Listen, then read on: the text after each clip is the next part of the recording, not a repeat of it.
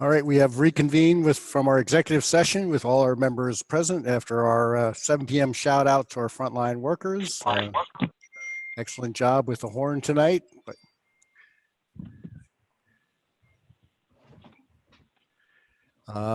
We will, I want to just take a moment to, as we have been doing recently with our meetings as we reconvene, is come out with shout outs to our front line. And today we're going to take a moment to talk about the murders of George Floyd, Breonna Taylor, Ahmaud Arbery, and so many others lost to the senseless killing due to injustice.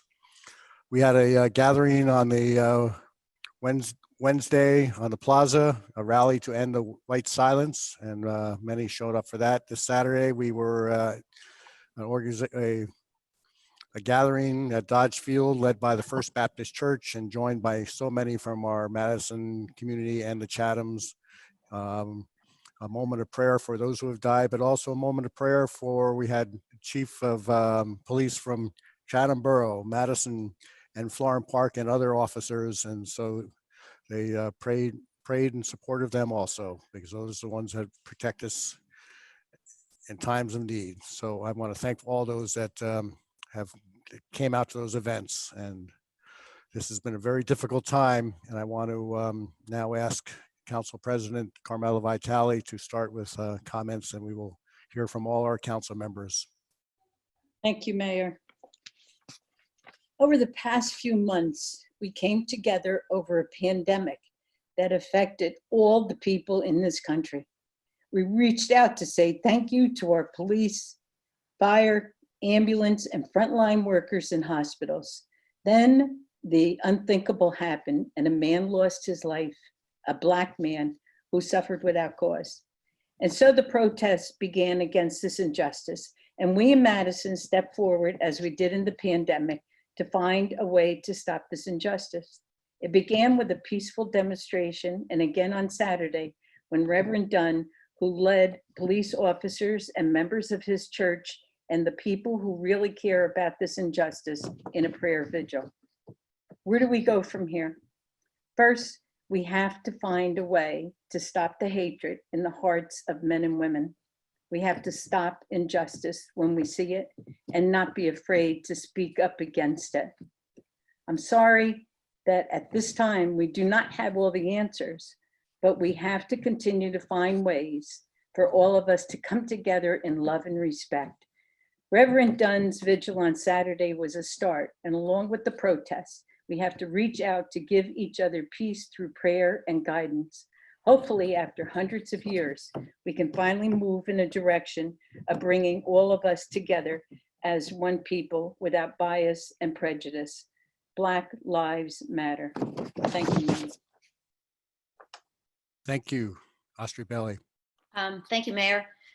I grew up in Madison. For the most part, I felt Madison was a welcoming town to all newcomers. Some of my African-American friends and Jewish friends chose Madison because they believed it was a town with a diverse population, where they could live safely, make friends, and raise a family. That does not mean our town has been free of racism or that people of color have never felt the effects of it in our town. How I wish that were true. But our town's diversity is an asset, and I'm very proud of that. I also want to point out at this time that our neighboring towns are demonstrating their support for ending racism in America and that Black Lives Matter. I want to point this out for two reasons. One, this wasn't always the case. And two, it gives me hope that more of us will work to treat people fairly and equally. Thank you. Thank you. Maureen Byrne. On difficult days, Madison rallies round each other, and together we weather the tumultuous times.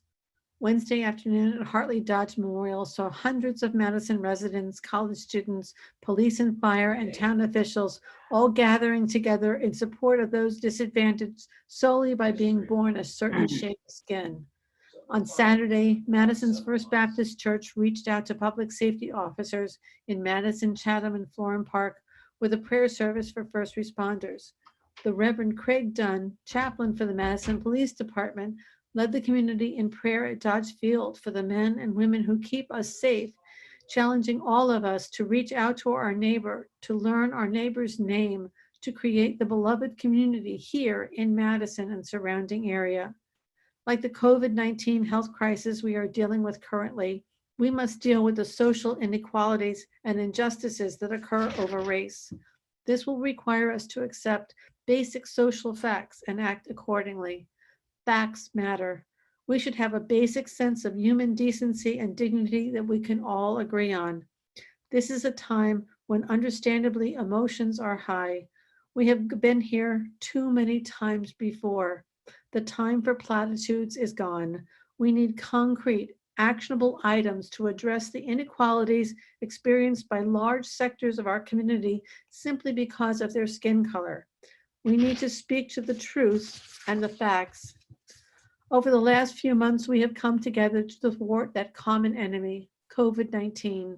We now need to take that energy and sense of purpose and apply it to addressing the inequalities that exist in our community. People need to be motivated to change their behaviors. If we don't, then days or months or years will see us confronting the same terrible situations that engulf our country now. We must rise above hate and discord and anger. We must embrace our better strongs. We are Madison strong. Thank you, Thank Mayor. you. John Hoover. Okay. A couple of years ago, Madison was a leader in declaring itself a welcoming community. The words were clear, comforting, and definitive, but the words are no longer sufficient. It is time for action. We must institute programs that uproot fear and white privilege and bring us all together as a unified community dedicated to not just tolerance and acceptance, but to partnership, trust, love, and truth. You are my brother. You are my sister. I am your brother. I am your sister. Let's move forward. Thank you. Deb Cohen. The police killing of George Floyd was just the latest example of what African Americans have been reporting for years. The discrimination and prejudice they face not only encounters with law enforcement, but systematic racism across our society. While this wasn't the first to gain national attention, we've all heard the names Eric Garner, Michael Brown, and recently Breonna Taylor, and so many others. Perhaps this one has finally pricked the consciousness of Americans, motivating us to move once again towards justice. As an educator, I have used this time to reflect on how I can be an ally. For me, that is through helping to educate those that I can on systematic racism and how to be an anti-racist. The burden of educating the rest of us shouldn't fall on African Americans. It's up to the rest of us to learn, listen, reflect, and take action. Black Lives Matter gives us a way to start this discussion. It's up to all of us to continue it at our dinner tables, our houses of worship, and with our neighbors. The event on Saturday, led by Reverend Dunn and the First Baptist Church, was a start, and we need to continue these conversations and community gatherings. We know what we need to do in the days, months, and years ahead. We need to commit to the work and do it. Black Lives Matter. Thank you. And Rachel Ehrlich. Thank you, Mayor. It is long past time for people at every level of government to use their voices and their power to address systemic racism. To do this, we must listen to and center the voices of Black people, of those who are most impacted by police brutality and all forms of systemic racism and oppression. We must follow Black leaders and organizers, taking a cue from our own Madison students. Working with their Florham Park peers, our students postponed and then reintroduced this week's planned Solidarity March as a youth-led march for Black lives and civil rights teach-in. This transformation came after consulting and partnering with Black Lives Matter Morristown and Wind of the Spirit, a local immigrant resource and advocacy group. Our Madison kids recognize that standing with Black lives requires following the lead of the Black community. Let us leaders be inspired and instructed by this youth-led, Black-led event and the movement for Black lives, and take this opportunity to humbly listen and learn. Thank you. Thank you all for sharing your thoughts. It's very powerful. Let us now, in honor of our country and our commitment to make this a country that is truly justice for all, please rise for the Pledge of Allegiance.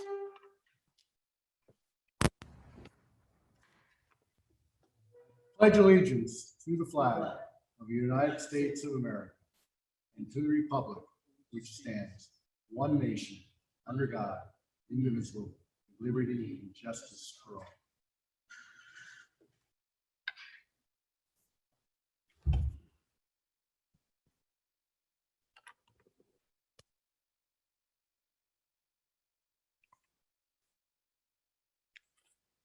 Let us now take a moment of silence for two more Madisonians we lost since our last meeting. Timothy Felice passed away peacefully on Friday, May 22nd. 31 years old, son-in-law of former council member Nino Coviello.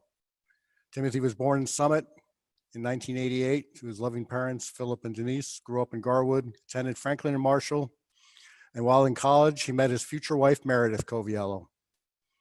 The happy couple began dating in 2007, were partners for a total of 13 years. Timothy was the president of his fraternity, remained friends with many of his fraternity brothers long after graduation. He attended New York Law School, became an attorney, proud to have his first job as a lawyer with Kay Scholar Law Firm in New York, and later Brock Eckler in Roseland. Timothy was a strong family man who was always willing to lend a helping hand wherever he could. He'd be greatly missed by all those who loved him. He leaves behind his beloved wife of almost 3 years, Meredith Coviello Felice, his father, Philip, his mother, Denise, stepfather, Donald, his brothers, Kevin and Philip, and mother and father-in-law, Gretchen and Nino Coviello. Also for Jim Solantz, died peacefully on June 1st after struggling with a long illness at age 74. Jim was born in Summit, raised in Florham Park, but lived in Madison for 50 years.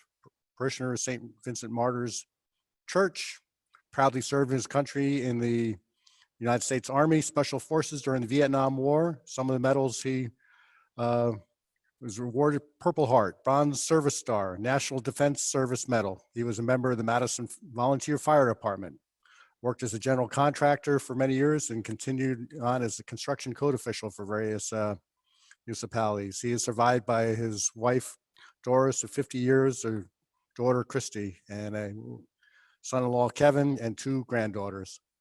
Let us take a moment to remember Timothy Felice and Jim Silence for their families they left and their families that they left behind.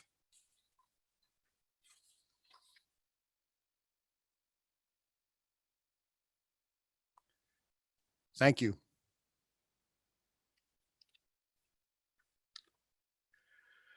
Can I have a motion for the executive minutes of April 27th and May 11th, 2020?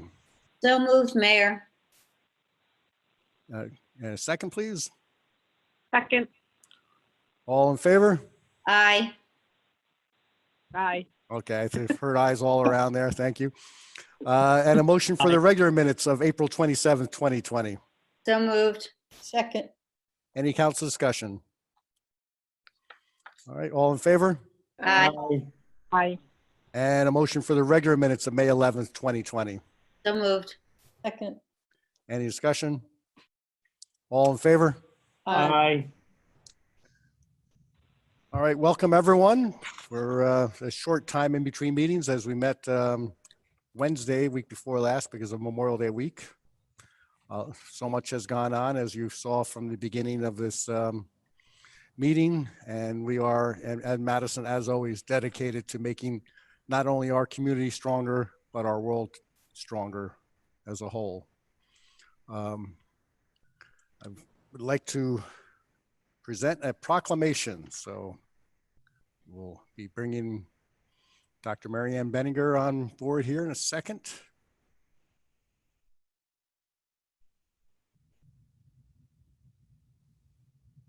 And welcome to Madison as we do a virtual presentation of a proclamation. Before I read the actual proclamation, I just want to thank you for the years working together with you. Together, Madison and Drew, Drew in your time celebrated 150 years, older than the town of Madison as incorporated, and we are so strong together. And it has been truly a pleasure in making the university a better place and our whole community. So on behalf of the Borough of Madison, I'd like to present this proclamation. Whereas Dr. Mary Ann Benninger, a graduate of Temple University, where she earned her bachelor's degree summa cum laude and Phi Beta Kappa, where she also completed her PhD. And whereas on October 2nd, 2015, Dr. Benninger was formally inaugurated as the 13th president of Drew University and the first full-time female president. And whereas prior to joining Drew University, Dr. Benninger served as a decade as the president of the College of St. Benedict in Minnesota. Whereas Dr. Benninger is the past chair of the board of directors of the Council of Independent Colleges.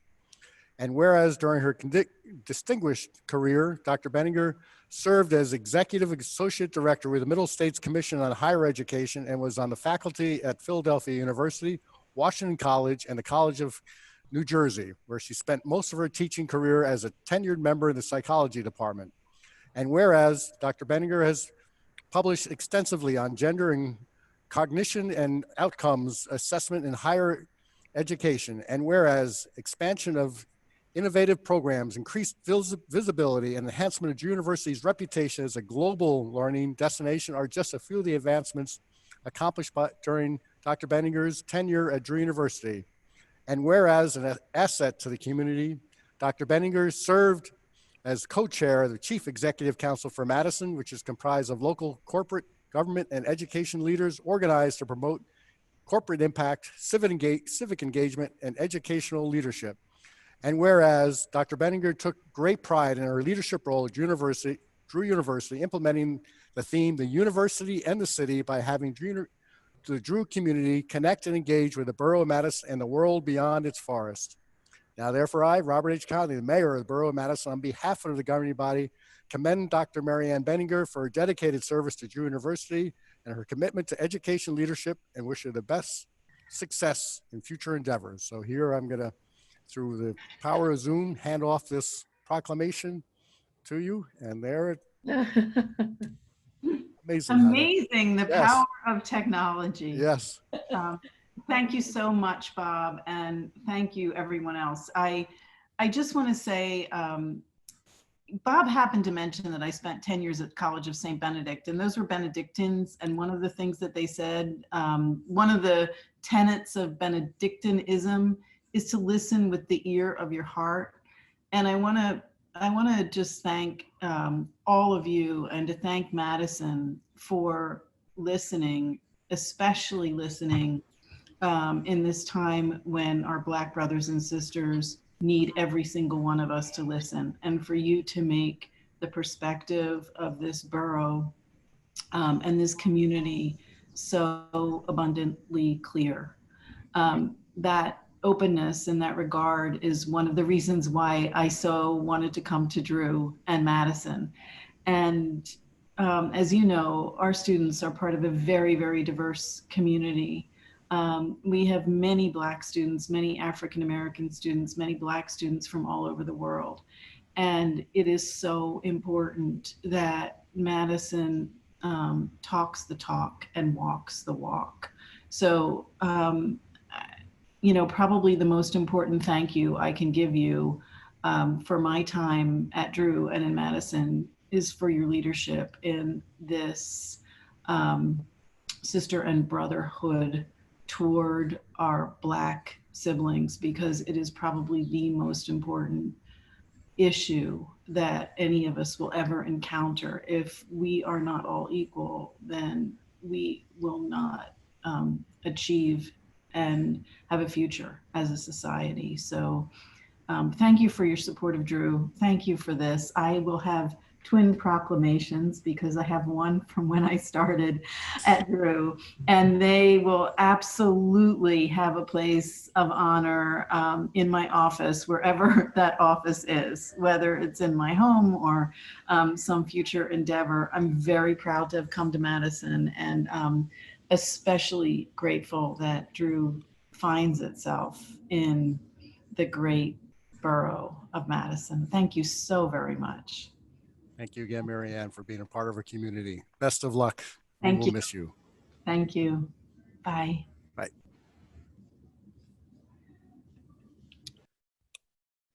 Couple other announcements. The employees for the month of June are familiar names: Teresa DeVecchi and Linda Sawyer. Both recently announced their retirements after a combined 33 years. Linda Sawyer announced hers and then extended a little bit to get us through a bumpy time as we navigated through the COVID-19 pandemic. They truly represent many of the reasons why we are a special place and the #1 town out of the 565. They were the heart of Hartley Dodge, and the professionalism, intelligence, and good humor and dedication will be missed. We wish them all good health and happiness on their well-deserved retirements. And certainly our loss is their family's gain, because that's high on their list, is spending more time with their grandchildren. Tomorrow I will be, the cat is out of the bag that, and maybe hopefully Teresa's not watching anyway, but we will be doing a drive-by and presenting her with a proclamation, which we were tempted to have her write, because she has been the writer of all my proclamations, but Liz Osborne did a great job of producing that proclamation, so we didn't put that on Teresa. So we appreciate both Teresa and Linda for your dedication. And then the anniversary of the month of June, Dominic Renzulli of the Public Works Department, his 35th anniversary on June 10th. So if you see Dominic, please congratulate him on 35 dedicated years. And now we move on to reports from committees, and Finance and Borough Clerk, Council President Vitale. Thank you, Mayor. Our second quarter collections were in line with prior years. As of the end of May, we collected 97.5% of the property taxes that were billed. The tax collector and chief financial officer will continue to monitor collections as the year progresses and report back to council. Special thanks to Carmela Cook and Helene Corlett from the Senior Center for manning the court window and greeting our residents. Regarding tax bills, there's an important resolution on the agenda for this evening. Because of the disruption caused by the global pandemic, the State of New Jersey Division of Local Government Services has strongly recommended that municipalities prepare estimated property tax bills for the third quarter in 2020. We typically wait for the state to settle the 2020 budget and for the county to certify Madison's tax rate. In order to mail out tax bills in a timely fashion, the tax collector and chief financial officer have requested that the council pass the resolution establishing an estimated tax rate for 2020. Passing resolution 164-2020 will give the tax office plenty of time to organize and mail out the estimated bills by the end of June. As a reminder, the third quarter taxes will be due August 1st. Residents are encouraged to call or email the tax collector if you have any questions. Thank you, Mayor. Thank you. And with public safety, Ms. Bailey. Oh, thank you, Mayor. From the fire department is back to its normal shift schedule for the career staff and the volunteer firefighters. The fire department will be resuming department training at the end of the month. And the fire department is definitely in need of volunteer firefighters. So please consider helping your community by joining. For more information about the requirements and how to become a volunteer firefighter in Madison, please go to www.madisonfd.com. And thank you very much. From the police department, on Wednesday, June 3rd, the Madison Police Department assisted with a peaceful demonstration at the Hartley Dodge Memorial by the organization End White Silence. This 8-hour event was attended by hundreds of citizens who voiced concerns and assembled in a professional and peaceful manner. And the police worked closely with the event's organizer and ensured the safety and security of all who attended the event. So Chief Datchison would like personally to thank the following agencies for their assistance with the event: Morris County Prosecutor's Office, Morris County Sheriff's Department, FBI, Florham Park Police Department, Chatham Borough Police Department, New Jersey Transit Police Department, and the Harding Township Police Department. And I would like to thank the chief because the department did a great job. So that's it. Thank you. And Public Works and Engineering, Ms. Byrne. Thank you, Mayor. The Chief Financial Officer, along with volunteers from the Sustainable Madison Committee, have been working on an application for a grant from the New Jersey Department of Environmental Protection. The grant is part of the state's equipment modernization program, and it would give the borough 25% of the cost for replacing certain equipment. The purpose of the grant is to encourage municipalities to accelerate purchasing new diesel equipment with the idea that new diesel equipment has improved emission controls. The Public Works Department's 5-year capital plan included the purchase of a front-end loader in 2022 and a trackless skid steer machine in 2021. Resolution 166-2020 authorizes the submission of this grant. I'd like to give a special thanks to Peter Freed and other volunteers of the Sustainable Madison Committee for their help with the grant application. Thank you, Mayor. Thank you. And Community Affairs, Mr. Hoover. Unmute. You muted again, John.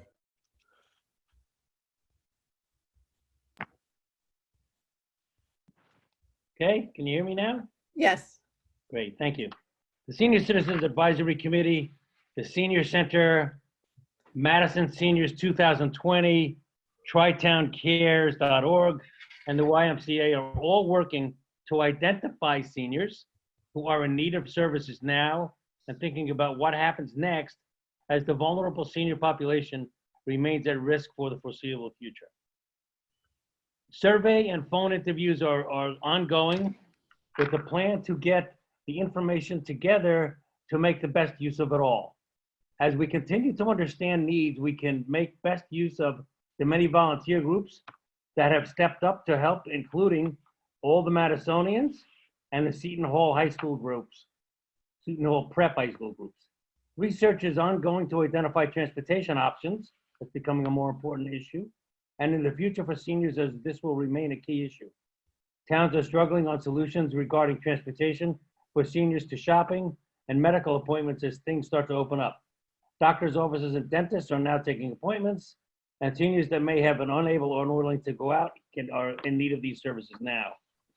From the Director of Business Development and Downtown Development Commission, first of all, thank you all who have donated to the New Jersey Small Business Recovery Grant Program. The Grant Steering Committee, composed of members of the Madison Main Street Foundation, the Downtown Development Commission Chair, and the President of the Madison Area Chamber of Commerce, has met and reviewed all applications. Letters will be sent to the applications this week and funds dispersed shortly thereafter. May Day in Madison has been rescheduled to the week of June 13th, 14th. The sign-up sheet has been distributed.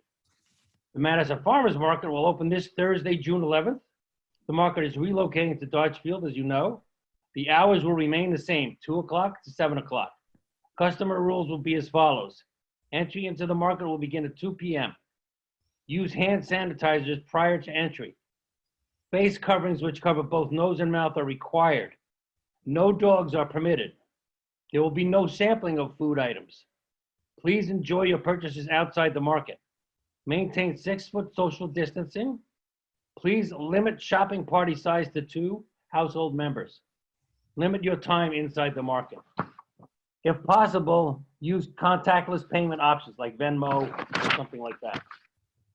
Chamber of Commerce, the fire extinguisher inspection program is scheduled for Tuesday, June 9th, tomorrow from 12 to 4 p.m. in the afternoon. The Madison Community Arts Center, the American Red Cross Blood Drive on June 2nd at the Madison Community Arts Center went extremely well. Reservations were full. Drive-in concerts become more of a reality, potentially using the Madison Recreation Complex for the first site. They're working in compliance with Folk Project. We are discussing the opportunity of providing local musicians when the restaurants start to offer outdoor dining. Museum of Early Trades and Crafts. The museum is working on procedures to safely open the museum at the end of June in line with the governor's guidelines. New content continues to be created for parents and schools for virtual education programs. The museum management is in the process of developing a community project to discuss the ongoing protests and establishing a dialogue about the history of African Americans in New Jersey. The mold remediation project has been completed by Consolidated Environmental and has been inspected by the state assessor, such that the collection room can be reclaimed. Thank you very much to the borough, especially Bob Vogel, Ken O'Brien, and the Public Works crew for their assistance before and after. The Recreation Advisory Committee. Recreation Advisory Committee is working together to ensure that all Madison families have a consistent experience regardless of which youth program sports they may participate in this summer. Softball currently has 130 registrations for summer program. Recreation Department, in accordance with the Governor's executive order, several of the youth sports programs intend to resume non-contact outdoor activities on or about June 22nd. We are currently awaiting guidance from the state pertaining to safety precautions and other procedures. The Recreation Department has communicated with the Health Department and is working with the Madison Pharmacy to purchase PPE to supply to our group. Thank you, Mayor. Thank you. And Health, Ms. Cohen. The trends locally and in the northern part of the state continue to go in the right direction. New hospitalization patients in the ICU and those requiring the use of ventilators have all steadily declined throughout the course of May. The state has announced continued reopening plans as we move towards phase 2. As of June 12th, houses of worship may resume indoor services. As of June 15th, retail stores can reopen for in-store shopping, outdoor dining will be permitted, and daycare facilities can open. As of June 22nd, hair salons and barber shops may resume services. Also, as of June 22nd, recreational sports, as Mr. Hoover mentioned, may also resume, and community pools may reopen. As of July 6th, youth camps may operate. All of these reopenings, however, come with their own set of restrictions and guidelines to ensure we minimize the potential for spreading COVID-19. Obviously, the dates mentioned indicate when an opening can occur. Check with specific retailers, food establishments, camps, pools, etc. for their specific reopening dates. And as additional needs are identified and new state guidance is issued, the Madison Health Department will continue to work with our partners to ensure continued safe reopening throughout the borough. As of today, Madison reports 138 total cases of COVID-19, up only 5 cases since our last council meeting. 55 of those are associated with long-term care facilities. After following up with those who tested positive early in the pandemic, only 38 of the 138 remain open and are still being monitored by the health department. NJDOH is tracking 39 multi-system inflammatory syndromes in children which appear to be related to COVID-19. There are no deaths associated with this condition in New Jersey. MIS-C is a condition where different body parts can become inflamed. Symptoms include rash, fever, vomiting, diarrhea, or bloodshot eyes. While there's no immediate need to be tested if you are asymptomatic, if you have been in situations where you may have been exposed or if you want a test, you can get a test. Testing capacity is largely not an issue in Madison or the greater Morris County area. Between the county site at the College County of Morris, independent primary care physicians, urgent care centers, and our large health groups like Atlantic Health and Summit Medical Group, there are many places to receive a free or low-cost test. As of today, the Morris County Testing Center at CCM no longer requires a prescription or an appointment. Visit health.morriscountynj.gov/COVID testing for more information. And finally, some reminders, which as things open up, maybe we'll be able to shrink this list. When you are away from home, you still need to practice social distancing, keeping at least 6 feet from people outside your household as much as practical. Outdoor social gatherings of 25 are permitted. If you choose to expand your circle and get together with friends and neighbors, be mindful of social distancing and continue to take steps to minimize the spread of COVID-19. When inside businesses, wear a face covering. Remember, a face covering around your chin protects no one. Face covering should cover both the nose and mouth. If you choose to wear gloves when shopping or in other locations, they should be changed often. Gloves and disposable masks should be placed in trash bins and not discarded along sidewalks or in parking lots. Wash your hands often with soap and water. When soap isn't available, use hand sanitizer with at least 60% alcohol. Refrain from touching your face. If you feel unwell, stay home. Further isolate yourself from other members of your household and contact your doctor. In the event of a true medical emergency, call 911. While you are physically distant from your friends and extended family, stay connected and check on those around you via phone, video chat, or text message, especially true for those you know living alone or who may be elderly. Continue to enjoy the outdoors and fresh air when you can. While walking, jogging, or biking in your neighborhood, follow the rules of the road, but also maintain social distancing, even well beyond 6 feet if you can. Parents, continue to set a good example for our younger generation on social distancing and explain to your children the importance of it when they might be otherwise out of the home. Thank you. Thank you. And Utilities, Ms. Ehrlich. Thank you, Mayor. The electric department is still working out of 2 locations. One crew remains at the water and light plant, while the other crew is working out of the senior center, which is closed to the public at this time. Over the past 2 weeks, the electric department has been replacing the street lights on our main roads with LED fixtures, although residents may have noticed that every other light is being replaced currently, since our LED light order is experiencing some production delays due to the current pandemic. So far, every other light has been replaced on Central Avenue, Greenwood Avenue, Ridgedale Avenue, and Rosedale Avenue.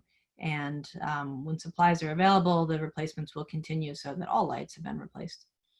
The electric department is getting ready to start the annual tree trimming and line clearance. The plan is to work 3 days a week from 3:30 to 5:30 p.m. and the department will assess as they go, so the days and hours may change. The electric department is pleased that their hard work in planning to utilize and store to stock the Butler building, the new storage building, has paid off, and the new inventory and storage system is nearly complete and looking very nice based on the photos that we got to see. And finally, the electric department would like to welcome Jessica Vogel, a summer intern who will be working with the department to conduct a townwide utility pole assessment. From the water department, the Highland Avenue water main and service project has been completed. Several fire hydrants that have been replaced on the Drew campus have been inspected, tested, and painted, and the Glenwild road water main and services have been located and marked out for the road reconstruction project that is going to be going forward this summer. That's all from utilities. Thank you. And we move on to communications petitions. Any communications petitions? None received, Mayor. Thank you. So now we move on to our first of 2 invitations for discussion. This is limited to items on our agenda discussion and also our resolutions, which I will go through shortly. So you know what they are, so you can comment on them, and also what is on the consent agenda when we get to that part of the agenda. Just as a reminder, there will be another opportunity to speak later in the meeting when you can speak on any other subject that is not on the agenda. And if you do want to speak, you can raise your hand by clicking the hand if you're on your computer, or if you're on the phone, you can be recognized by hitting *9. Note for security reasons, we cannot recognize anyone listed as anonymous or a call without a phone number identified. When you are recognized and unmuted, you must state your name and address before you start any comments. Failure to do so may result in you being muted or disconnected. Then you must state the agenda item or resolution you are commenting on. And as always, you have, we ask that you try to keep your comments to 3 minutes, but we will give you a 1-minute grace period and ask you to stop at 4. And so as not to take any time of your time, we will capture your questions and either answer them right after your comments, or you will answer them during the agenda discussions. So the 2 agenda discussions today is outdoor dining on borough property, which includes streets and parking lots, and the utility billing portal. And the resolutions that are on the consent agenda include Resolution 160, authorizing the use of public streets and parking areas for outdoor dining. So you'll be hearing about that shortly. 161, designated Kevin O'Keefe as acting qualified purchasing agent. 162 is designating Kevin O'Keefe as public agency compliance officer. Sorry, having trouble with the pages. 163 is authorizing final payment to Joe Med Contracting Corporation of the amount of $136,520 for Highland Avenue water main replacement project, and that was funded through Ordinance 1/2018. Resolution 164 is authorizing the estimated property tax billing for the 3rd quarter of 2020, as mentioned in Ms. Vitale's report. Resolution, 165 is amending Resolution 292-2019, which awarded a contract with Cherry Hill Winter Ford of Cherry Hill for purchase of pickup truck. And this is authorizing another $745, a total of $41,000. This was funded in 2018-2019. Resolution 166, I have these out of order here, is authorizing grant submission, New Jersey Department of Environmental Protection for Modernization Grants Program. 167 is ratifying the appointment of Ian Cohen as unpaid intern in the Finance Department. So you may comment on any of those resolutions or the 2 agenda items. Anyone wishing to comment, please raise your hand now or hit *9. And I don't see any. So we now close this part of the meeting and we move on to our first agenda item. And let me get my notes again. I want to cue this up and then hand it off to Lisa Ellis. And this is related to outdoor dining on borough property. Excuse me.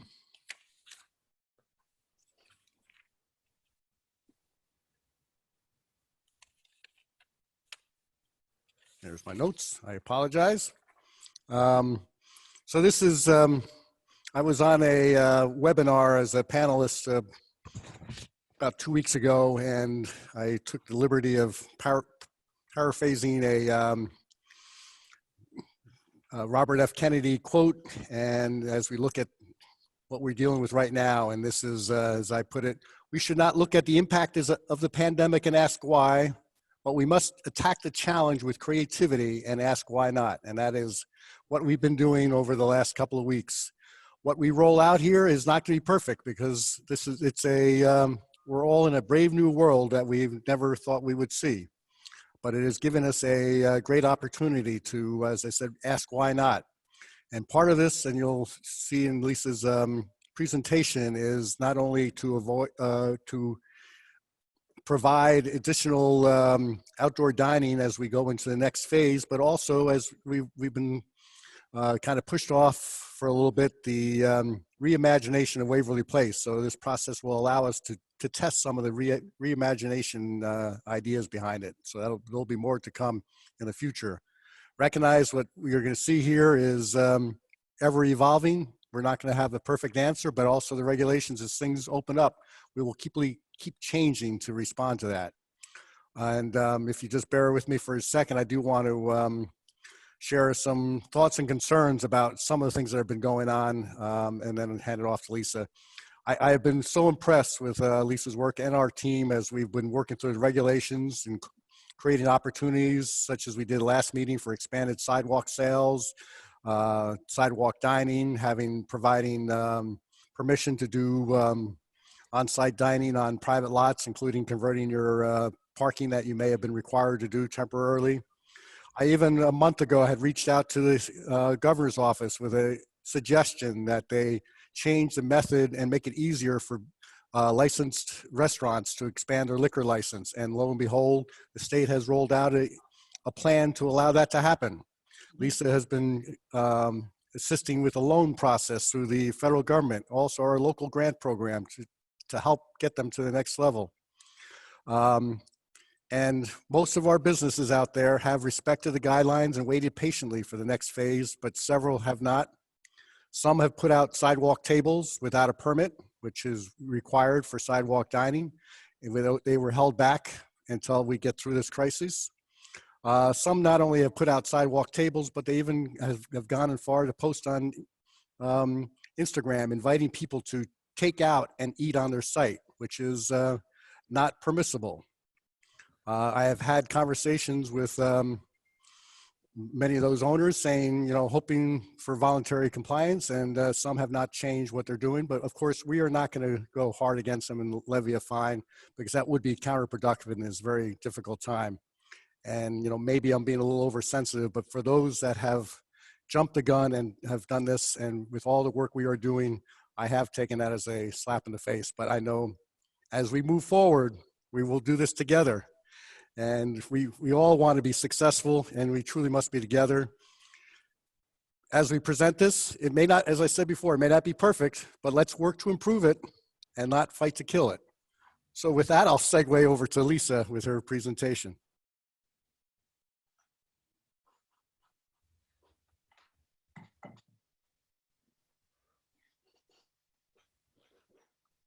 Okay, this is, sorry, it took me a minute there. This is my first time on camera because you all requested it. I did it. To have you live. A little weird learning curve for me, for sure. Thank you, Mayor, for the way you teed that up. I think this has been a difficult experience for our business owners and restaurant owners, specifically tonight. They have been faced with a challenge that,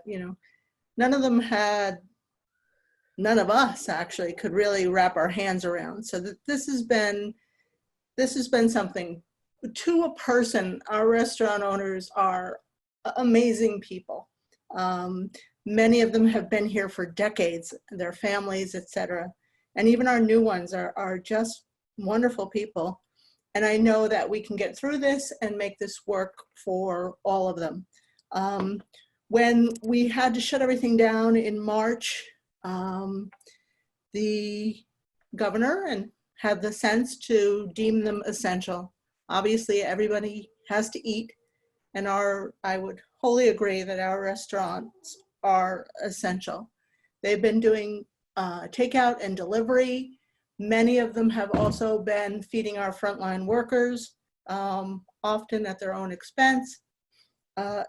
It's truly been an amazing community effort to watch. And now, we've all talked about how can we help them recover. And as you mentioned, we instituted the Madison, New Jersey Small Business Grants. Those will be going out later this week or early next. And we kept talking, what else can we do to help them? And thankfully on June 1st, Governor Murphy finally announced that we are moving into stage 2 of his plan, the Road Back, Restoring Economic Health Through Public Health, to restart our New Jersey economy. And he has allowed outdoor dining only beginning on June 15th. Next slide, Michael. So on May 27th, the governing body passed Resolution 151, which temporarily amends the Chapter 166, Article 5 sidewalk dining licenses. This will allow us to through a simple application process, they've all received the application, to expand outdoor dining on private property, which amazingly was not all clearly allowed before. Parking lots, sidewalks surrounding their businesses, on private property. So everyone has to fill out a simple application, which shouldn't be a problem, but I have offered myself and Ed Nunn and Mike Fitzpatrick, health officer and fire captain, have also offered their services to help talk restaurants through some of these changes. We also were lucky, or many of our 7 license owners can take advantage of the ABC temporary extension permits. So for $75, if they expand their premises onto the sidewalk, they can also expand their liquor licenses, which should be helpful. Next slide.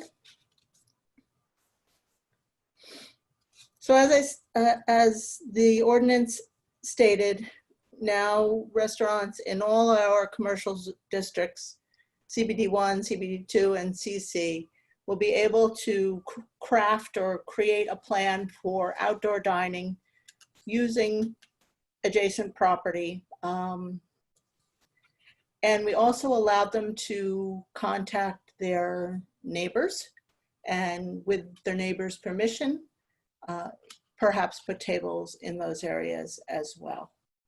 But we felt like it wasn't enough in that a lot of them don't necessarily have a lot of sidewalk space, especially in the historic downtown. It's very uneven. Some of them have very wide sidewalks, some of them have very narrow. So we looked for some other opportunities that we could offer them. And the mayor and I came up with this concept of dining pods.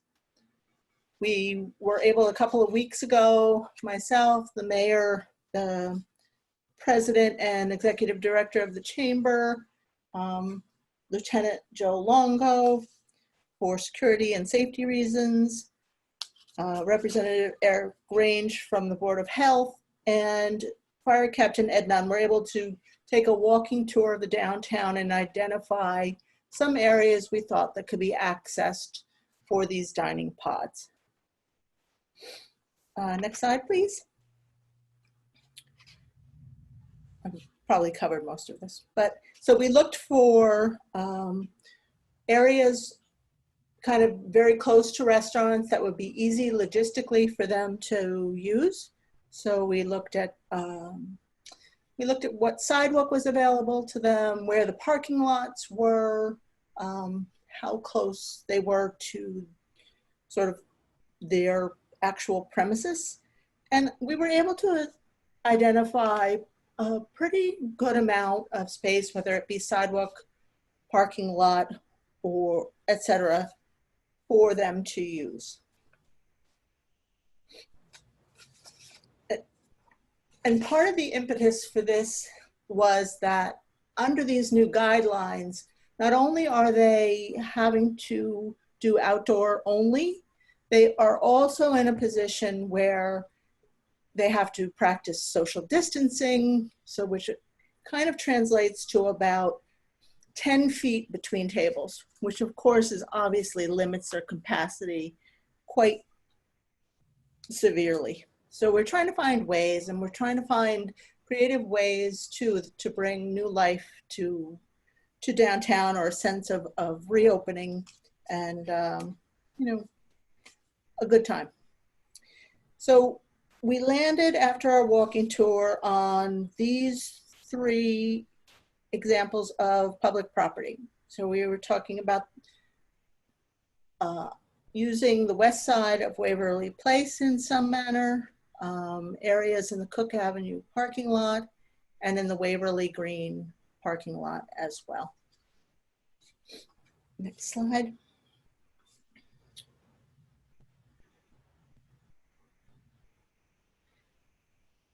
Why were these such great locations? Well, they're accessible to multiple establishments.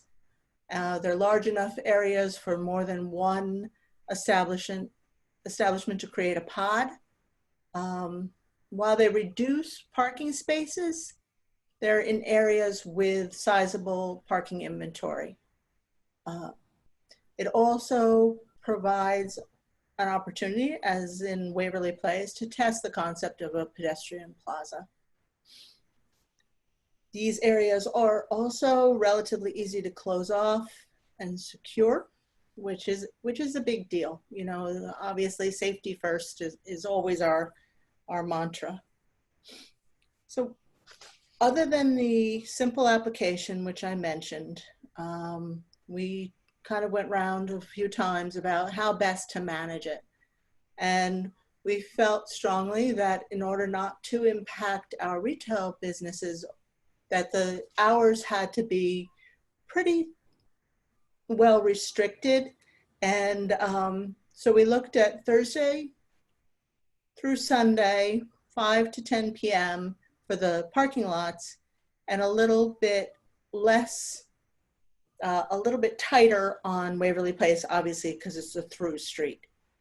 So we're looking at 6 to 10 on Waverly, and Thursday through Saturday, and on Sunday from 11 to 9. This will also allow, if, you know, most of our retail businesses are not open on Sunday, but I think, you know, with your passage of the ordinance on allowing sidewalk sales, I'm hoping this will entice more of them to be open on Sunday, and we can really create a, sort of a lively atmosphere on Waverly Place on Sundays, shopping, dining, etc. All socially distanced, of course, at this point. We tried also to look at restricting the amount of space used per restaurant. I think this is more of a guideline than a hard number. I think the goal more than anything is to work with each owner and find a plan that works best for them. All New Jersey Department of Health and our local health department protocols will have to be adhered to and enforced. But, I've already begun working with a lot of them, talking to them and trying to figure out what they need. It's going to be a challenge, and that I might not have mentioned, Waverly too would be open to multiple restaurants to take part in just because of the size of the space, as would some of the other locations. But, it's going to take some convincing.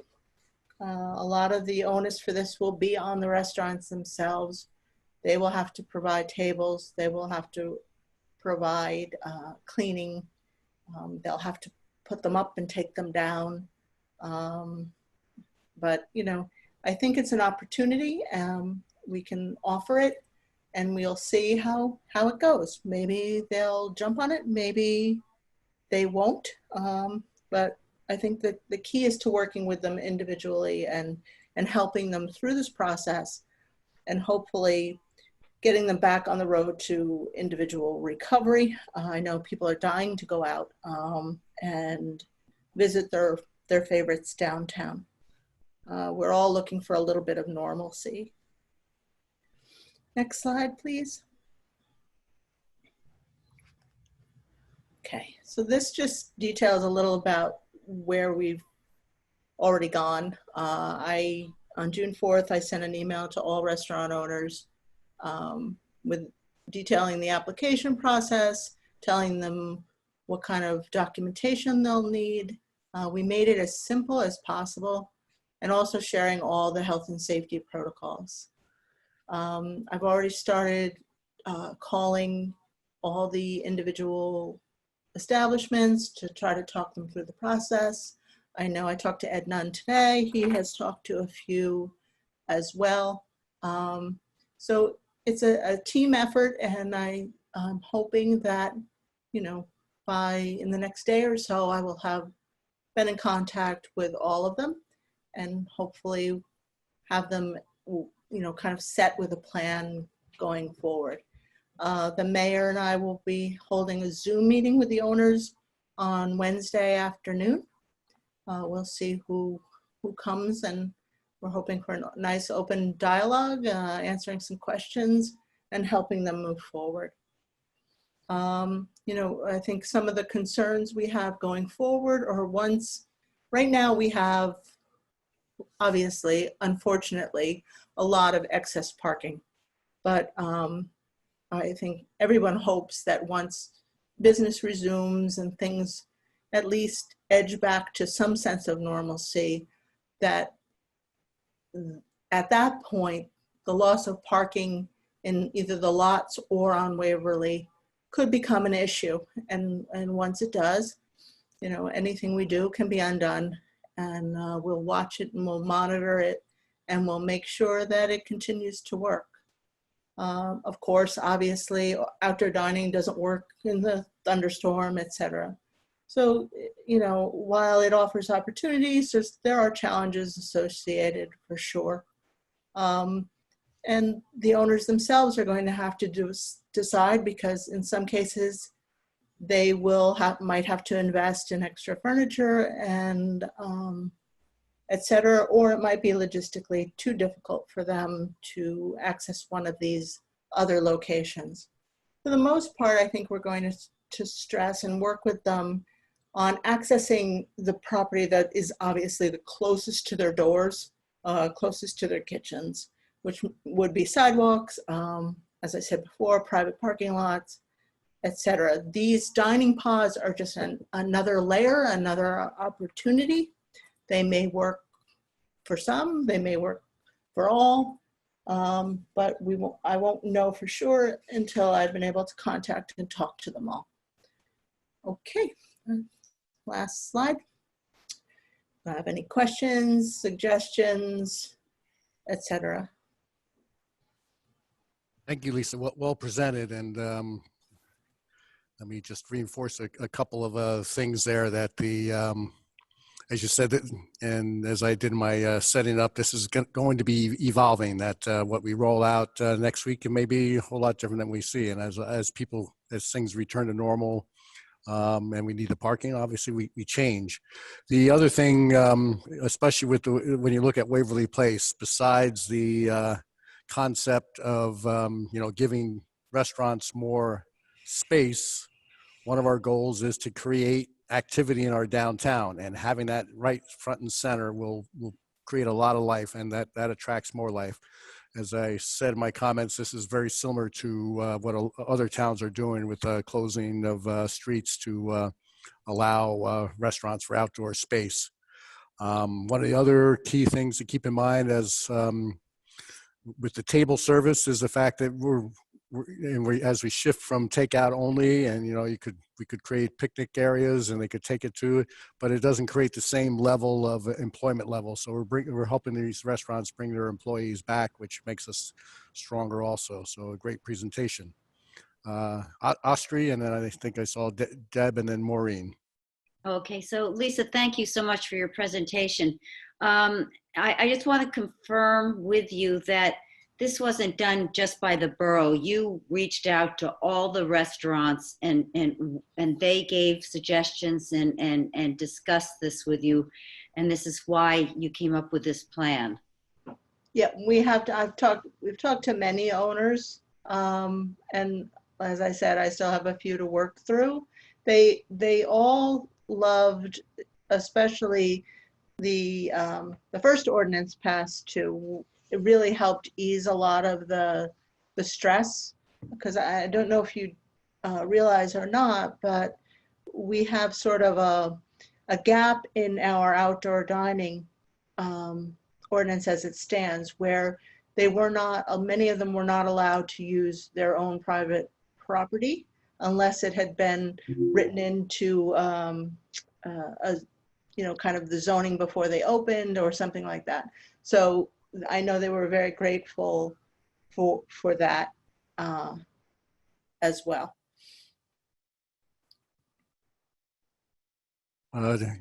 Deb and then Maureen. So a couple of questions and then comments. On the limited hours, is there a reason Cook Avenue and Waverly Green are only open starting at 5 on Sundays instead of 11 like Waverly would be? Is there a specific reason? No, we just thought that Waverly, because of the ability to do sidewalk sales there, et cetera, and it being a central gathering space, that it made more sense there, but we certainly could talk about it. Yeah, that was the primary reason, but we did. There is language in the resolution that gives us the flexibility of changing if necessary. Yeah, I don't know if businesses would be interested in the morning hours on a Sunday anyway. And then I guess the other question is, or comment combined, we're not going to close unless 2 or more restaurants want that space. If it's a big enough space, can we allow, if there's only 1 restaurant, could we allow sidewalk sales to take place during those evening hours if businesses are interested in that, which would help some of that as well? It popped into my head as I was looking for this. It wasn't something I had thought of before this, but with you talking about combining them on the Sundays, is it something we could do Thursday, Friday, Saturday in those same hours at all of the different pods if we don't have 2 restaurants or if there aren't enough tables depending on what's going on? It might just be food for thought as we monitor what's going on, with it. And I'm just going to second what Bob said about this being an ongoing process, and as things changing it and seeing, and I'm all for, hopefully, once things are back to normal and we can do music and stuff, doing a plaza in that whole area, pedestrian-friendly plaza. So hopefully this will be an indication that we can pull something like that off. And again, thank you, Lisa and Eric and Edna and Mike Fitzpatrick and the chamber president and everybody else that has helped kind of craft this. I am hoping, I've been talking to Eric Hafen, and we have our fingers crossed too, that if we are able to do this and close Waverly, you know, and there's outdoor dining there, that we could also have a musician on site, et cetera. So that's something that'll happen, that may evolve in time, but it's definitely something we're looking at. And Deb, I just want to clarify one statement. Your food for thought, what we're talking about is excellent food for thought. So thank you. Maureen? Lisa, so specifically, how many tables are we talking about? Tables, it's really, So, I mean, like, we're talking about Waverly Place, and we're talking about putting up tables on Waverly Place for restaurants. So what's the number of tables that we're talking about? How many additional tables are we talking about by closing off the street? The street as a whole, I mean, up to, part of the difficulty is the variables. You know, you have tables for 2, you have tables of the executive order allows up to tables for 8, but then you have to have, 6 feet between Right. the back of the chair to the 6 feet of the other back of a chair. Right. So it's kind of hard to know, but I would imagine if we fully utilized the street, I think we probably could have 40 tables there. So, I mean, it's not insignificant. It's a big area. And we're talking about this being, you are still doing your takeout and then bringing it back to a table, or you? No, this is for table service. The whole idea is to get them back to normalcy. The takeout they can do anywhere, and they will continue to certainly do as they do now. I mean, or as they always have done. You go pick up your pizza, or you sit in the restaurant, depending on your mood, or if you're having a bad hair day. I don't know. There's all kinds of reasons people choose to eat home versus eat out. But trying to get them back to where they make their money, which is in the full service line, it is the goal. We can, obviously a lot of this is fluid, and we're going to have to work with each of them individually and see how this goes. I have no idea at this point when the governor is going to allow indoor dining. He has not even hinted at that, other than I think it's in the next phase, or I don't know. Something, it's definitely down the line. I've watched his press conferences daily, and he's very focused on how indoor is a greater challenge, and it will be harder for us to get to. So we're trying to, I think, replicate and increase their business in this model. But, like I said, we're going to have to see how it goes. Yep. And to clarify, Maureen, yeah, each restaurant will have a truly designated area roped off. And so you know exactly that this belongs to XYZ restaurant. And I guess it would be the same as if you were reserving a table at the restaurant. You would reserve a table at this pod. Yeah, exactly. Okay. And they would be crossing the street with your food. The wait staff would be, you'd be sitting at your outdoor bistro, and the wait staff will be bringing them over. And I've shared this idea, and no one in the restaurant business has embraced it yet, but and I'm not in the business, is, a restaurant that is not on, let's say, Waverly Place could, in essence, say we have a 6 o'clock seating and we have a 7:30 seating. So you reserve, and then they just, gear everything up for seating time. So they're not continually rolling customers over. So, it's one of these things that we're doing our bit of creativity, and then we hand it off to the owners. They come up with their bit of creativity. Prefix dinners probably would be also a really good idea. It's a new world, but we're Okay, ready John, to and then take it Maureen, on. and then Carmela. Yeah, thank you very much, Mayor. Lisa, thanks for the presentation. Very well done. Thanks for sending it in advance. I really appreciate that. I like to think about things before I get smacked with them. Anyhow, a couple of questions that I have, please. One, I know you haven't been able to talk to all of the restaurant owners yet. You're going to continue to talk to them. What has the reaction been so far? That's question number one. Question number two, which restaurants do you think will participate, for example, in Waverly Place? Will Blue Wasabi be willing to walk across the street against traffic to serve, serve dinner on the west side? Will Romanelli's come up? So those two things. What has the reaction been, and what restaurants do you think will participate? I've heard, as far as reaction, I think the only concern I heard about Waverly was, the loss of parking. And I think everyone would agree that right now, while in theory that sounds like a legitimate concern, our bigger issue right now is getting people to come back downtown. So I think that's, as I said before, it's something that we're going to have to watch. We're talking, maybe in total 30 parking spaces between the lots. If that is, if every area we've suggested is actually utilized. You're sort of just providing the house, and they need to, kind of furnish it and figure out a plan for how to use the space. The ones I've talked to, as I said before, they're very excited about the spaces that are directly adjacent to their establishments that they hadn't necessarily been able to fully utilize in the past.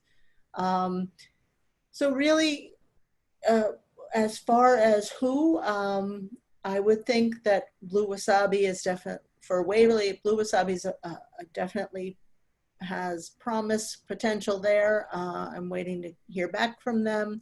Nam Thai, I think, would also be a candidate for there. I'm gonna have to work my way through them and see. It could turn out that we are challenged and that it's only obvious for the one, Bottle Hill Tavern. But, I won't know until we kind of work through this in the next couple of days.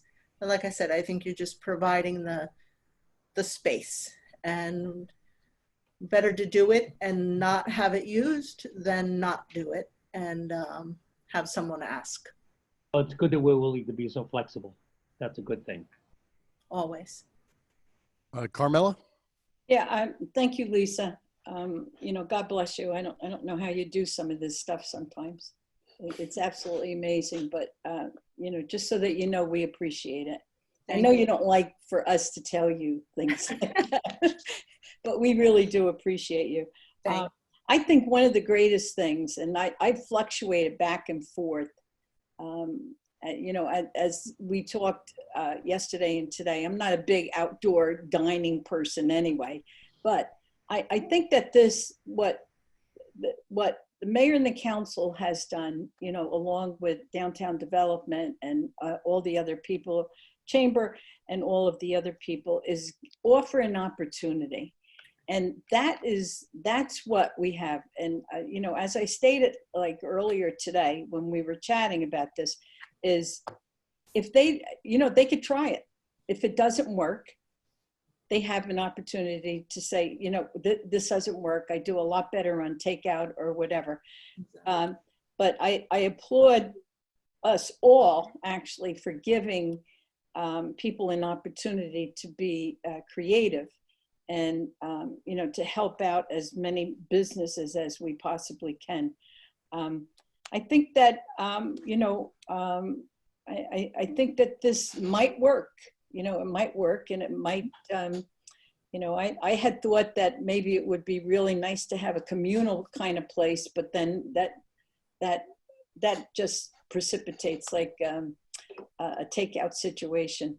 But maybe that's something down the road. you know, people like the company. Sometimes they just bring their bag or whatever, or their drink.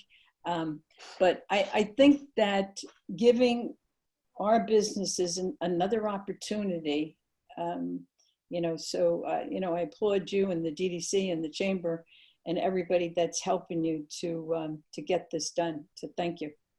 Thank you, Carmel. Thank you too, Mayor. Well, welcome. We have a I always great forget team. to say thank you to you. Yep. Deb? Just a quick comment. I agree that this is the best opportunity we have right now. I do just want to kind of sympathize with the restaurants a little bit as somebody who waited tables for 15 years, that these parking lots we know are not ideal, even if it is really close to where you are. The Cook Avenue, the back behind, the Cook Avenue Green lot. Waiting tables is hard enough as it is. I'm just picturing walking with drinks that, you know, you have to go outside. And so I want to thank them for giving this a shot and seeing how it works. And I ask that restaurants come back to, whether it's Lisa or the mayor or the council members, and say, hey, if we moved it 50 feet this way, it makes a lot more sense for all these businesses. Or if it does this, and we need their input, because it's not ideal. But Madison, while lovely and the food is fantastic, we're not really set up for outdoor dining. Not So ideal. we're trying this, and, you know, I think that's what, you know, we need to say is we understand this isn't ideal, but we ask that you try it and get back to us with feedback that will help us shift it and make it a little better and more impactful. And as I mentioned that, you know, some of the resolutions we have done already, other towns have copied or just modified slightly.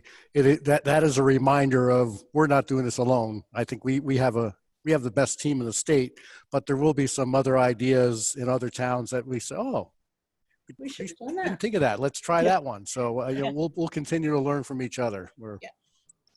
Sure. Mute it yourself. Muted yourself. Unmuted. That was a test. Just a test. So that is resolution 160 on the consent agenda, as mentioned before. And now we'll move on to utility billing portal with Jim Burnett.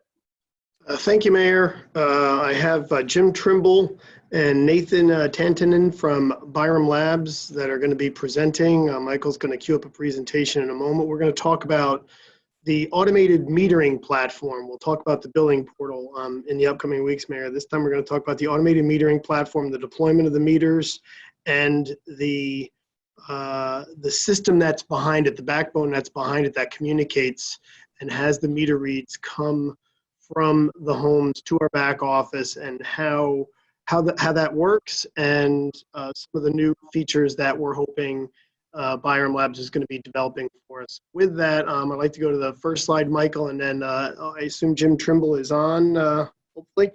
I'm here. Okay, Jim, go to the next slide, Michael. Jim, why don't you talk a little bit, I don't know if you can see on the screen, about your famous map.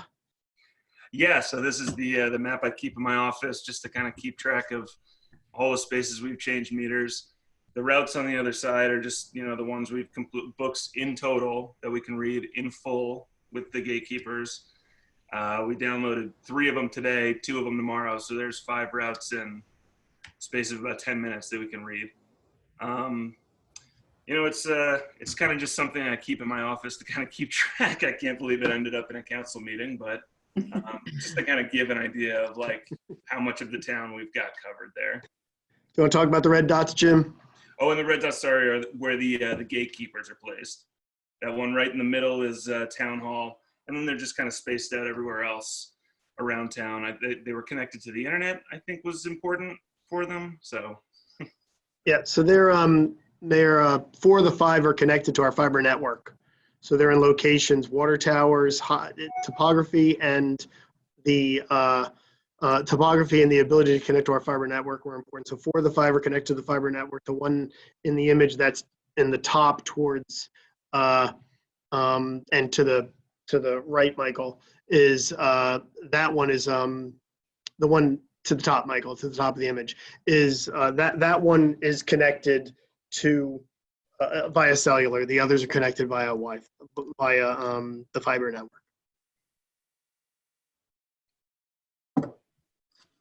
So I don't know if council has any questions for Jim. We're going to switch over to Nathan in a minute.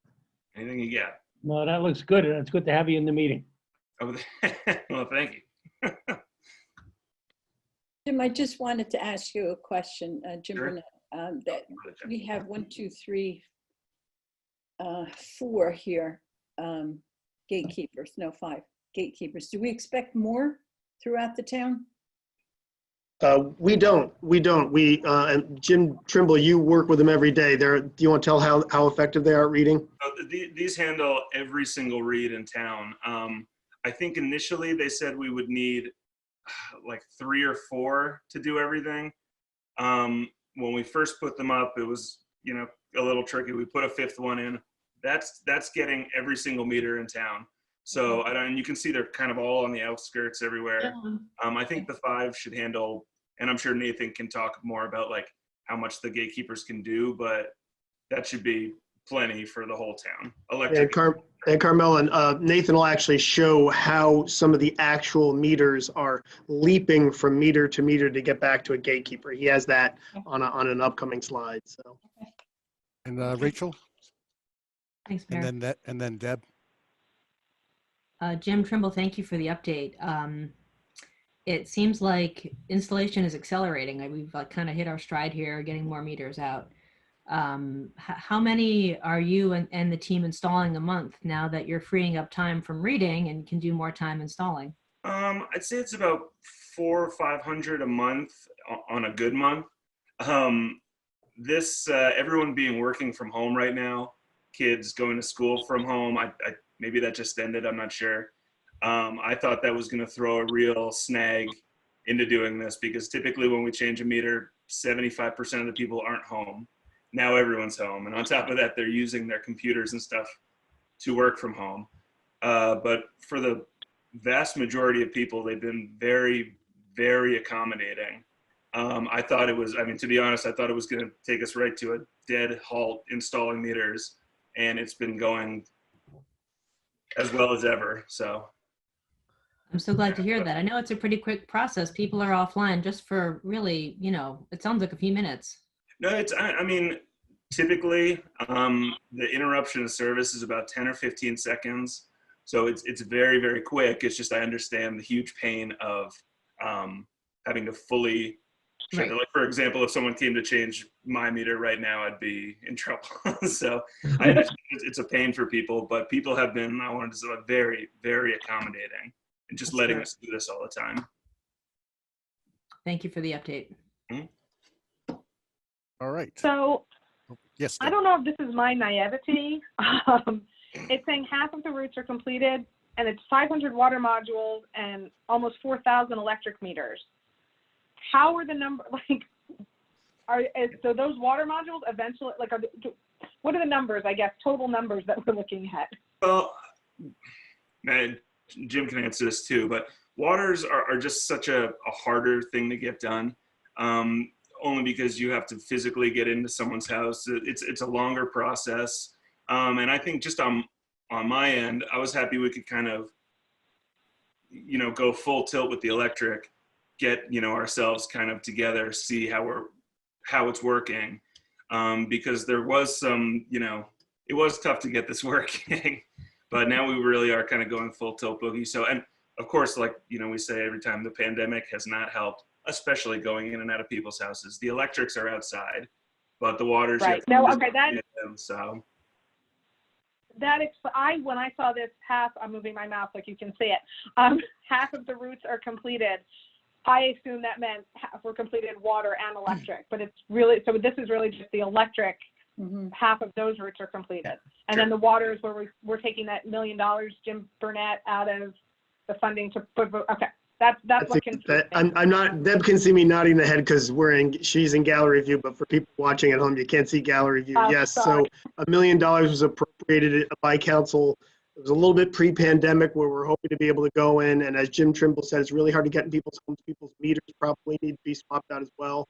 So we're looking to reserve that, swap out people's water meters as well as the communication modules. So that's probably going to be a 2021 event.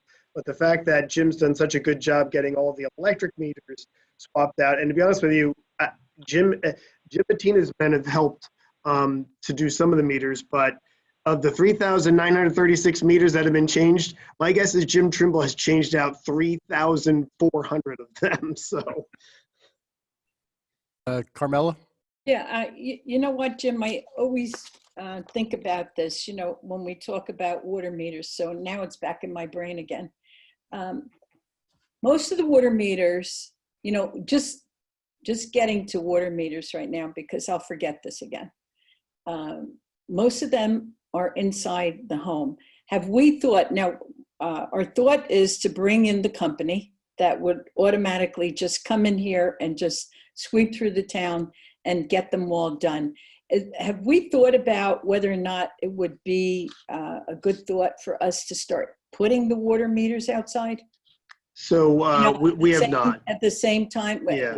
I know that's We a have bit of not. an expense, Yeah. but yeah. The issue with freezing is a little bit different when you're in Florida or Hilton Head or Kiowa than when you're in Madison. It's a little harder to put a water meter outside for the freezing issue and for the plumbing issue. But the module, we were talking about putting it outside, Right. like we have the touch and gun. So that if, I might be misinterpreting your question if that's what you're asking about the module. Yeah, the module. Yes. So we thought about that, and Tom DiBiase is kind of a fan of putting them inside because we doesn't want to have to drill another hole. What if you know, someone comes in and does siding on the house and the meter, the module comes off. So Jim and Tom have been installing water modules as they can, as they were able to, when they were able to get in houses.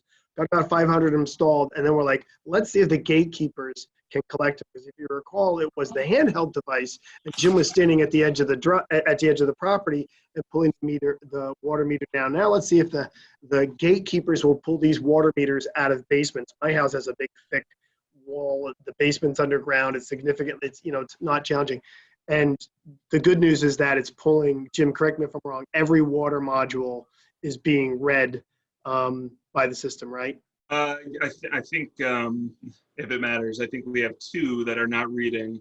My fault on those two. It's like a human error, a wiring thing in terms of like their distance wise, and then they get reads from everywhere. So just like I said before with the electric, it's the 5 gatekeepers are more than enough to read all the electrics and all the waters. I mean, we haven't seen a problem with like a basement too deep or, you know, a house too far. I'm sure we will eventually, but for the moment right now, we're reading everything. And you can do it as opposed to like we used to do. We would get someone's water meter read 4 times a year. You could get it twice a day now if you wanted to. So it's, you know, the more we get out there, the better it is for me. Yep. Thanks, Jim. Okay, thank you very much, Jim. Okay, if you could go to the next slide, and I believe, Michael, have you made Nathan a panelist? Nathan won't have video, he just has audio on his computer. Nathan, are you there? Hey guys, I'm on. Can you hear me? Yes. Absolutely, yes. Great. So thanks for having me. I'm from Borough Laboratories and been a big part of this project with working with Jim Burnett and Jim Trimble to get everything up and running.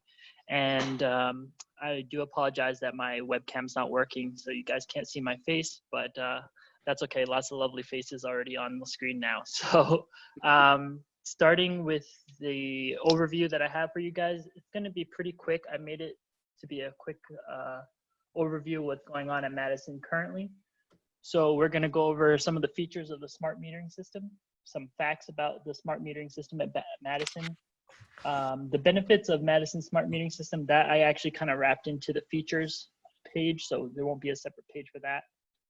We'll go through some examples of what the web interface looks like, and then I'll go over just 1 or 2 future improvements that we have planned for you guys. So next page, please.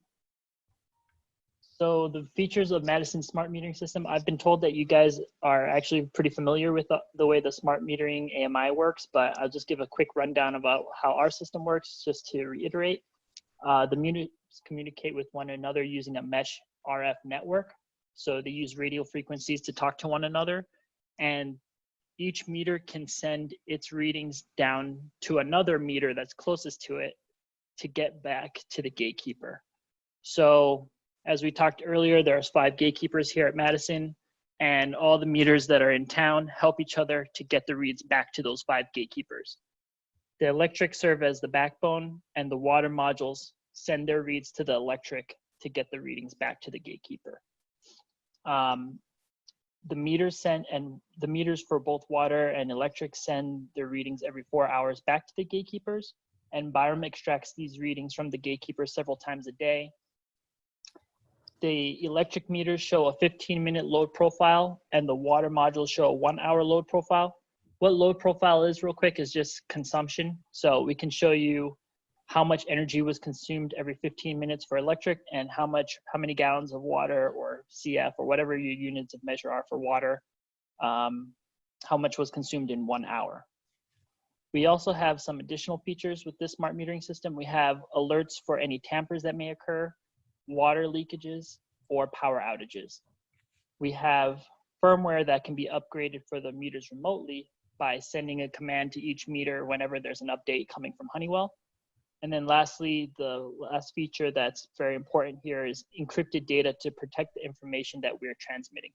So the data is encrypted and can only be sent between the meters and then read through the system. So no one else can intercept the reads or get any additional information from the meters that we're sending reads for. And to jump in here and just explain, there were really 2 options for us: to hire a company like Byram Labs that was what's called a hosted solution, where they manage all the metering data and they manage the network for us, or if we hosted the solution ourselves and had servers and collected all the metering data and all that information. And we chose to go with Byram because they're experts at this. They've done it in South River and in other towns, and the amount of data that they're gathering for us is a tremendous amount, and we don't have the expertise that they do. Nathan. Thanks. Yep. And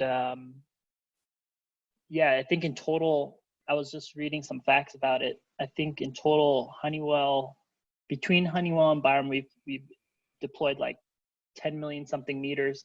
Of course, Byram, we have active right now like 300 or 350,000 meters that we're reading for all various customers. So like Jim said, we are experts at reading meters, so that's what the service we're providing to you guys. So just a few quick facts about the smart metering system at Borough of Madison. There's 5 gatekeepers which can capture all of the meter reads in town. That's for water and for electric. For the electric meters, each gatekeeper can read up to 2,050 units, and for water, I believe it's 1,400 or so. So you guys are definitely going to be covered with these 5 gatekeepers in terms of your total deployment. So it's not going to be an issue. Right now, I take a look and there was 3,978 electric meters installed, which out of a total of, I think you guys are going to install a total of 6,848 electric meters. For the water modules, just like Jim Trimble said, we have about 500. So the exact number I have is 479 units out of 5,800 water modules that we plan to install in total. The reads are being sent to Madison automatically on a daily basis. And I just wanted to, sorry, can you go back one slide? I just wanted to show you the images of what some of this hardware looks like. So yeah, on the left here, you have the data collector. In the middle, you have the electric meter. And then on the right, this is what the wall mount water module looks like. This is outdoor rated enclosure, so it could be indoors or outdoors. Nope. However you guys want to install is not an issue. All right, next slide, please. Okay, and then this last fact here that I wanted to show you guys before I started showing the examples of what the interface looks like. The furthest metering point on this network so far is getting back to the gatekeeper in 4 or 5 hops out of 16. So any location that you saw on Jim Trimble's map where it was already changed out to be smart meters, anywhere, even if it's on the edge of town, the furthest that I've seen has been, I think, 5 hops. In this example here, this metering point goes to 4 hops, and you guys are probably familiar with this location. But basically, this meter is going through the the 14 Barnesdale Road meter, then the 241 Kings Road meter, to the 10 John Avenue meter, all the way back to the Public Works building. And what we show on this slide, on the screen in the portal, we also show the land performance. So these meters call out and send their reads 6 times a day.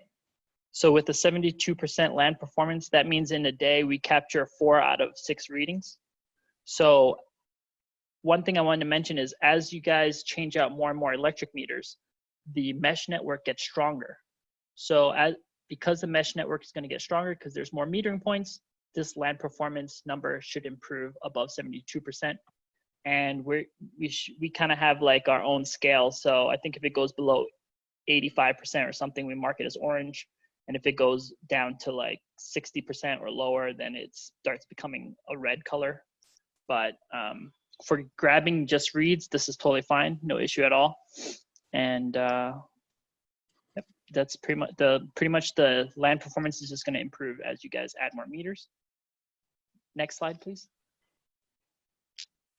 Okay, and then this is a zoomed in image of the way the meter is hopping. So in the example I was just showing you, it gets the gatekeeper in 4 hops. So yeah, so the first hop is actually the meter that's closest to this gatekeeper here, which is 10 John Avenue. Then it hops down all the way back to 2 Winding Way, which is the 4th hop level. And the interesting thing you can see here is that it's not a straight linear path to the gatekeeper. It actually, between 241 Kings Road to 10 John Avenue, it actually passes this gatekeeper to get back to it passes the gatekeeper to a meter beyond it to get back to the gatekeeper. Now, this is just because how RF works. Somehow this meter at 241 Kings Road found it had better communication with this meter at 10 John Ave, and it's on a pole. So it may have better communication with this meter on a pole simply because it's higher up. So I just wanted to show you guys this example that it's not always just a straight path back to the gatekeeper.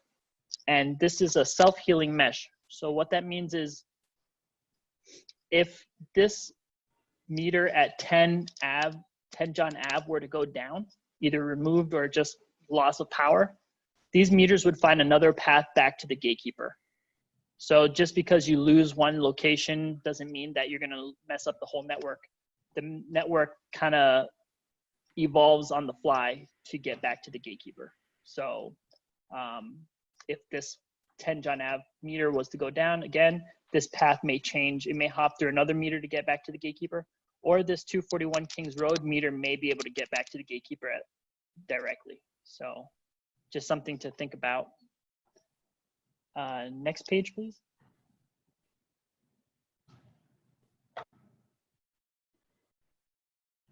Let me flip. Okay, thank you.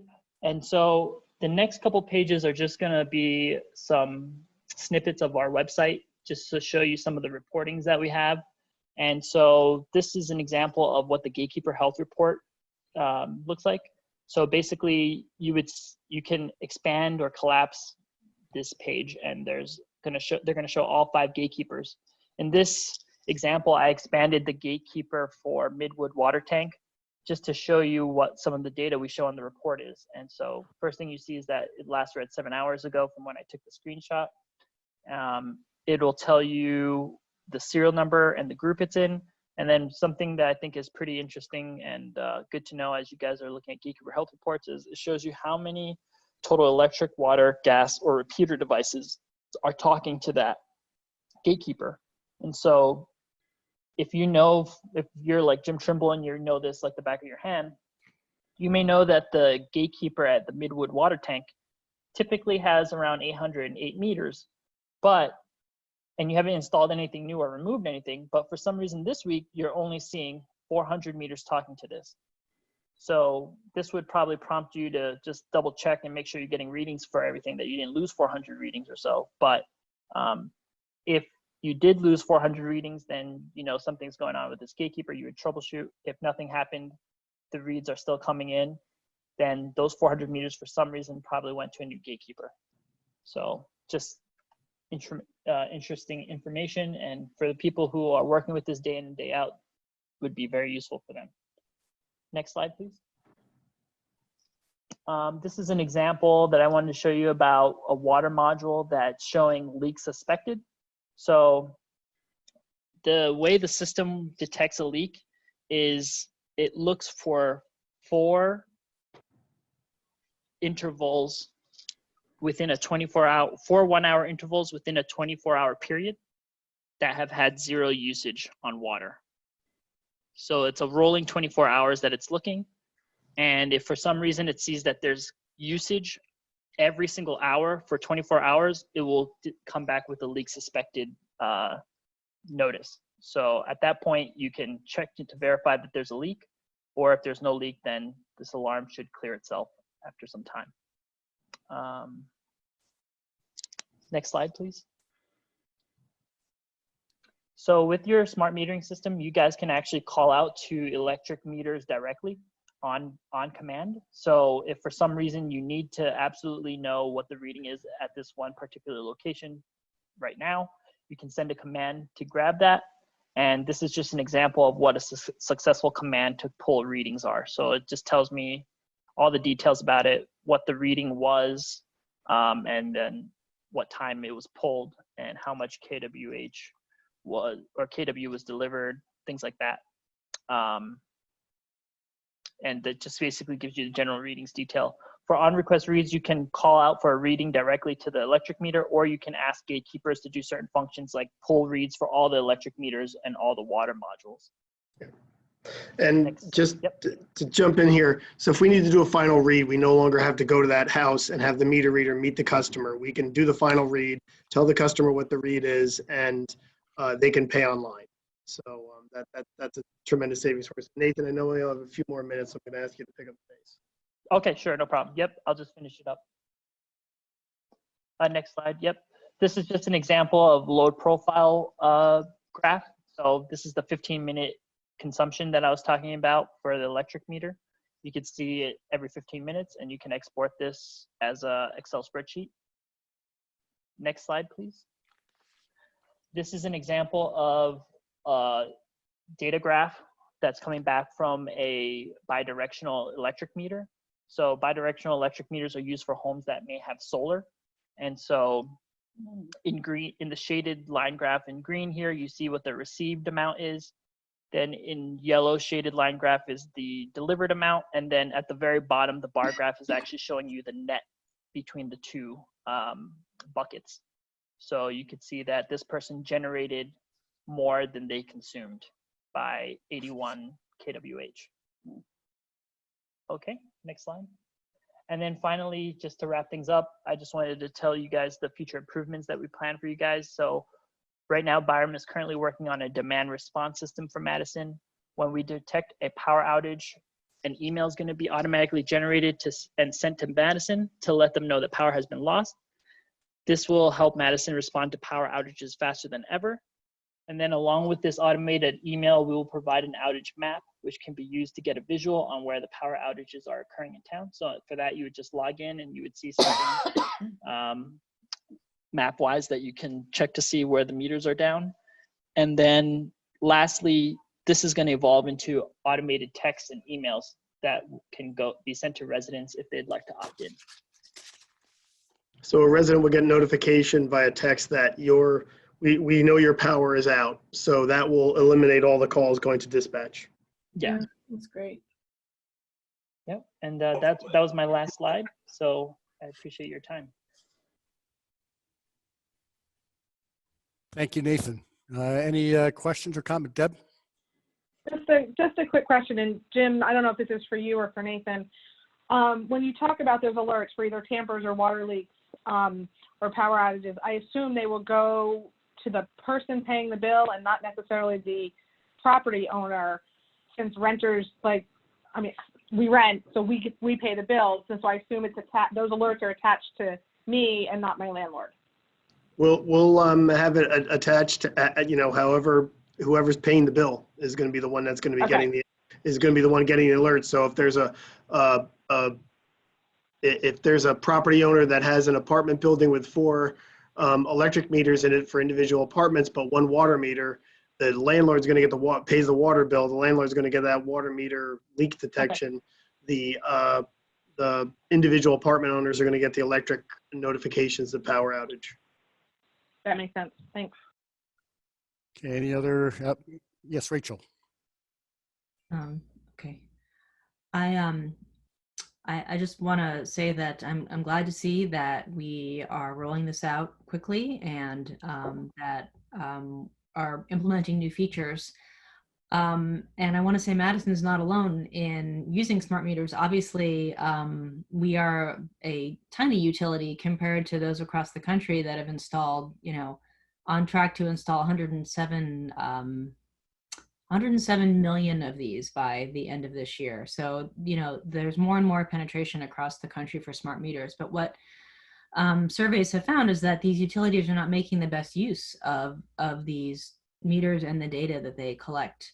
It sounds like, because we have a small utility and we have more control of what we're going to do with our meters and the data that we pull from them, I'm just wondering how we see this data being used, what it means to, look at the time of use rates, or what other kinds of benefits can we offer to our customers to make energy more affordable and to save energy. Can you talk about where are we going with this? Sure, I can talk to that. Two issues. We can look at time of use or seasonal rates. Time of use would be a day rate or a night rate. Seasonal would be a winter or summer rate. By having the ability to do this, reading this way, it's easier for us to implement that system. By having a time of use rate, it uses economic incentives, price specifically, to encourage residents to use electricity off-peak. Set your dishwasher to delay. Don't run it during the day, run it at night, or your other utilities. So that is going to be a powerful economic tool that we can use that will reduce our costs and reduce our peaks. If we reduce our peaks, we will reduce the need for power plants and capacity costs and transmission costs, and also reduce kind of what's classified as the dirty units that are the peaking units. The peaking units that produce electricity on the hottest days of the year, typically the oldest power plants that are just being kept online. They've already been paid off, appreciated. So we won't be using those. It'll be good for the environment. It'll be good for the residents in terms of their ability to better control their consumption and to help us reshape the curve. The second reason is for us to be able to do what's called rate decoupling, something we don't have. If you get, I had my friend Tom Maryland-Putis send me his electric bill for his facility in Hillside, his commercial facility in Hillside. He's got solar panels on it. He has an electric rate, a capacity charge, a transmission charge, a capital charge, and a customer service charge. So he's got a number of charges. We have one to our residential customers, and that is kilowatt hours, and then a very small customer service charge. So if we could break that up into multiple charges, then it would better allow the borough to protect and price each item based on what the real cost is. Right now, for example, some customers that don't use a lot of electricity during the summer are kind of paying more for capacity and peak charges than someone else who uses a lot of electricity in the summer. Let's say someone goes to Vermont all summer long and isn't around. They're paying a disproportionate amount for their peak capacity. So the rate decoupling will help us in that regard. And once we get these meters deployed, we're going to have do some analysis of the data and slowly implement both rate decoupling and time of use rates. So it sounds like there's a potential or a hoped for benefit both for like a behavior-based program where you can read the data and decide, but also benefits to everyone, even if you don't pay attention and don't care when you run your dryer or your washing machine. You'll be paying for what you use, whether you know it or not. So the benefit is to all customers, it sounds like. Yes. Thanks. Thank you. Any other questions or comments? Nathan, thank you for joining us. Jim, thank you for joining us also, and thank you for all the work together to roll this out. Very impressive. This was a informational presentation, so there's no action, ordinance, or resolution wise. So thank you very much. We move on to our next item on the agenda, which is ordinance for hearing. And since we're less than 2 weeks in between meetings, there are no ordinances. Those that were introduced the last meeting will be have a hearing at our next meeting. So now we will move on to our invitations for discussion number 2. This is when you may comment on any topic. Again, if you're going to comment on the topic, please state your name, your address as your first things that you state when you're unmuted and brought online. Try to keep your comments to 3 minutes or less, but I will give you a 1 minute grace and stop you at 4. If you have any questions, we'll capture those and answer them at the end.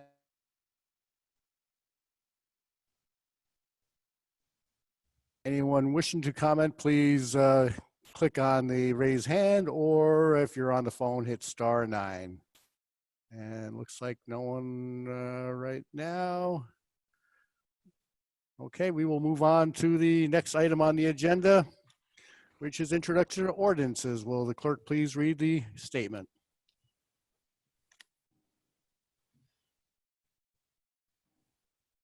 If I can unmute it, yes. There we go. Okay, the ordinance scheduled for hearing has a hearing date set for June the 22nd, 2020. Will be published in the Madison Eagle, posted on the bulletin board, and made available to members of the public requesting copies. I call up Ordinance 18-2020 for first reading and ask the Borough Clerk to read said ordinance by title. Ordinance of the Borough of Madison appropriating $90,000 from the Electric Capital Improvement Fund for the purchase of LED light fixtures.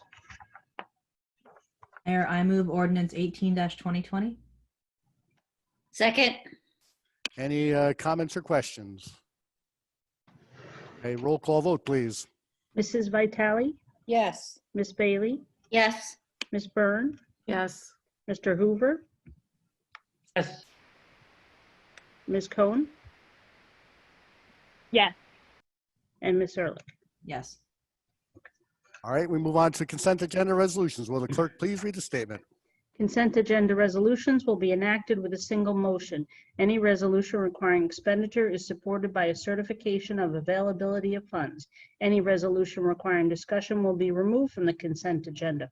All resolutions will be reflected in full in the minutes. Mayor, I move resolution 160-2020 to 167-2020. Second. Any council discussion or any that need to be pulled? Roll call vote, please. Mrs. Vitale, Yes. Miss Bailey, Yes. Ms. Byrne, Yes.